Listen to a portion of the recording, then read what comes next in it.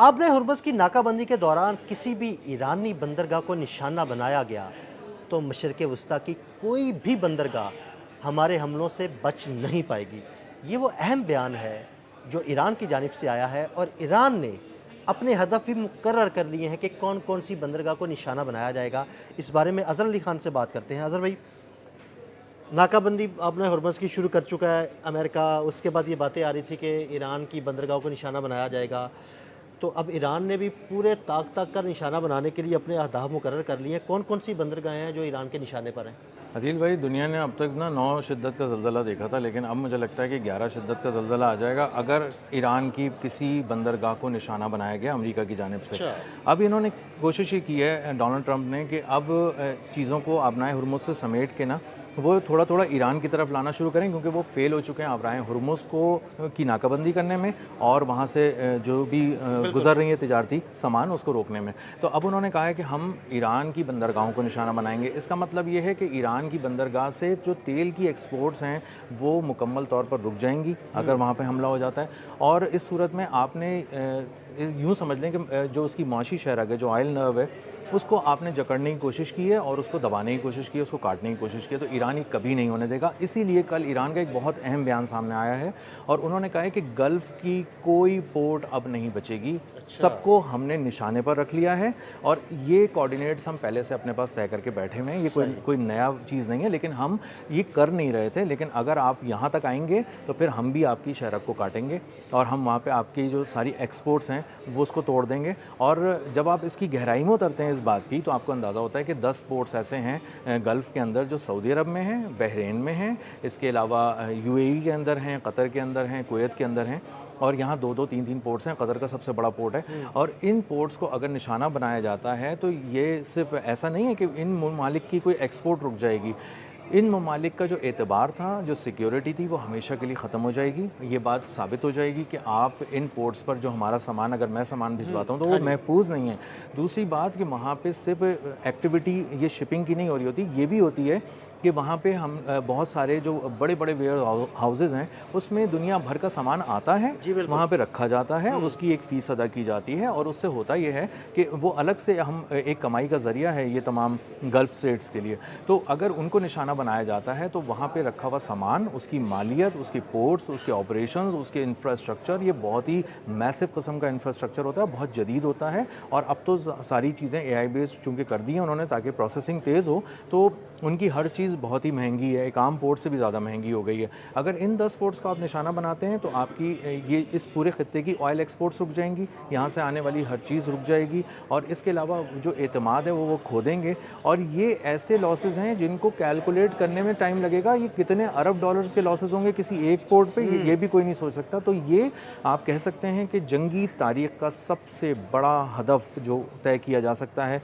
Iran ने उसको तय कर लिया है। और अगर इसका अशरे अशीर भी उन्होंने उड़ाने की कोशिश की तो ये अरबों डॉलर का एक नुकसान होगा। ये ऐसी शॉक वेव होगी जिसको दुनिया बर्दाश्त नहीं कर सकेगी, क्योंकि आपकी ऑयल एक्सपोर्ट रुक जाएगी। हाँ जी। और इसको और आसान अच्छा, करके अब अगर ऑयल एक्सपोर्ट रुक जाएगी, अगर इन बंदरगाहों पर हमले होते हैं, ये 10 बंदरगाहें आपने कहीं, इनमें से अगर 10 नहीं चलें, हम लगाते हैं कि 2 बंदरगाहों पर हमला हो गया, किसी भी कुवैत में हो गया, कतर में हो गया या इराक में हो गया, तो जब ऑयल एक्सपोर्ट रुकेगी तो उनके आलमी मार्केट पर क्या असरात मुरतब होंगे? अदील भाई, आप समझें कि कोई अभी पोर्ट तबाह नहीं हुआ, उससे पटाखा फटा है दो पोर्ट्स के ऊपर। उसके बाद सरमायाकार वहाँ से भाग जाएंगे। जो ये लोग एक्सपोर्ट कर रहे हैं वो रोक देंगे, जो चल रही थी जहाँ पे नहीं कुछ हुआ वो भी रुक जाएगा। ऑयल सप्लाईज जो 20% हो रही थी दुनिया की, वहाँ से वो फौरी तौर पर रुक जाएगी। और उसके बाद मैं आसान अल्फाज में बताऊँ, कराची, लाहौर, इस्लामाबाद में अगर मैं बाइक लेके जाऊँ, गाड़ी लेके जाऊँ, तो 1 लीटर पेट्रोल अगर मैं 800 रुपये का भी चाहूँगा ना तो वो मुझे नहीं मिलेगा। अच्छा, जी जी। और $200 फ़ी बैरल को भी अगर क्रॉस कर जाए तो ये मैं एनालिस्ट को सुन रहा था, तो ये कोई अजीब बात नहीं है, कोई हैरानी की बात नहीं है अगर $200 से भी क्रॉस कर जाए ये खाम तेल की कीमत। तो आप पैसे लेके घूमेंगे शहरों में और आपको पेट्रोल नहीं मिल पाएगा, क्योंकि पीछे से सप्लाईज़ नहीं आ रही होंगी और डिपेंडेंसी बहुत ज़्यादा बढ़ जाएगी आपकी बहुत सारे दूर की जगहों पे। वो जो ऑयल आएगा वो बहुत महंगा होगा, उसको प्रोसेस करना, रिफ़ाइन करना, उस पर एक अलग कॉस्ट आती है। उसकी कॉस्ट इस रिफ़ाइनिंग प्रोसेस के बढ़ जाने की वजह से भी महंगा हो जाएगा, ट्रांसपोर्टेशन की वजह से भी महंगा हो जाएगा और जो शॉर्टेज है उसका असर तो उस पर आधे से ज़्यादा पड़ रहा होगा। अज़हर भाई, ये पागल है ट्रंप, क्या चाहता है? कभी कहता है खुलवाऊंगा अपने हरमुज़, कभी कहता है अब नाकाबंदी कर दूंगा, कभी कहता है ईरान की पोर्ट्स पर हमले करूंगा। ईरान ने अगर बदला लिया तो ये ट्रंप को तो जो नुकसान होना ही होना है, पूरी दुनिया इस आग में झोंक देगा वो।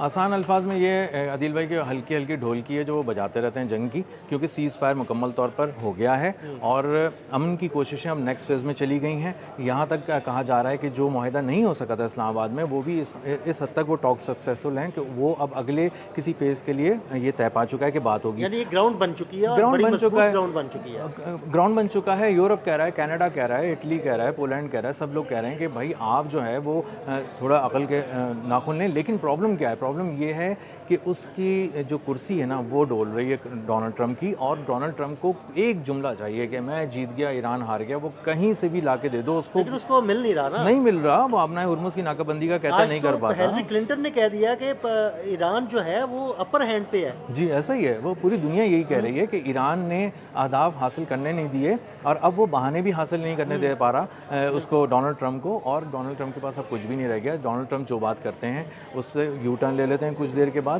और ये एक यूएस के प्रेसिडेंट के लिए, एक ऐसे मुल्क के लिए जो अभी भी अपने आप को दिफाई सुपर पावर समझता है और उसकी ताकत काफ़ी है, उसके लिए इस तरह की हरकतें करना कि 3-4 घंटे के अंदर अपने बयान को बदल लेना कि मैं तो अपना हुर्मुज़ की नाकाबंदी करने जा रहा हूँ, फिर कहना नहीं नहीं नहीं मैं तो ईरान की पोर्ट्स की नाकाबंदी करने जा रहा हूँ। तो ये आप हर लम्हे जो बदलते सूरत हाल है उस पर आप देखें, मार्केट्स ने भी उस तरह से रिएक्ट करना छोड़ दिया है। और वो लोग कहते हैं कि अब स्टॉक मार्केट में आराम से सरमायाकारी करो, एहतियात से करो। डोनाल्ड ट्रंप कुछ भी बोल देते हैं और वो कुछ भी पलट जाते हैं। हमें ये देखना है कि पाकिस्तान क्या सोच रहा है, ईरान क्या सोच रहा है, टॉक्स कहाँ पे पहुँची हैं, बातचीत कहाँ पे आ रही है। अब डोनाल्ड ट्रंप से ज़्यादा ईरान को संजीदा लिया जा रहा है, उसकी क़यादत की जुमलों को, उनकी बातों को, बयानात को संजीदा लिया जा रहा है। तो ये डोनाल्ड ट्रंप के लिए एक और सोचने का मकाम है कि आप आहिस्ता आहिस्ता आवाम को अपनी लूज़ कर रहे हैं, पूरी दुनिया को लूज़ कर रहे हैं। लोगों से बात करते हैं तो उन पर तंज़ करते हैं, आप सबको अपना मुखालिफ बना रहे हैं। फिर जो आप कहते हैं वो करते नहीं हैं, तो दुनिया में फिर आप किस तरह अपनी किसी दर्जे में भी इजारादारी कह लें, अपनी बर्तरी कह लें, रेट कह लें, कैसे कायम करेंगे, किस तरह करेंगे? तो वो डोनाल्ड ट्रंप नाकाम हो रहा है। अच्छा अगर भाई डोनाल्ड ट्रंप अजीबोगरीब बयान तो दे रहे हैं, लेकिन उसके इस बयान से खुद अमेरिका में भी एक आग सी लगी हुई है। उनकी अपनी स्टॉक मार्केट भी कभी नीचे कभी ऊपर, तेल की कीमतें भी ऊपर चली गई हैं। वहाँ पर क्या सूरत हाल है?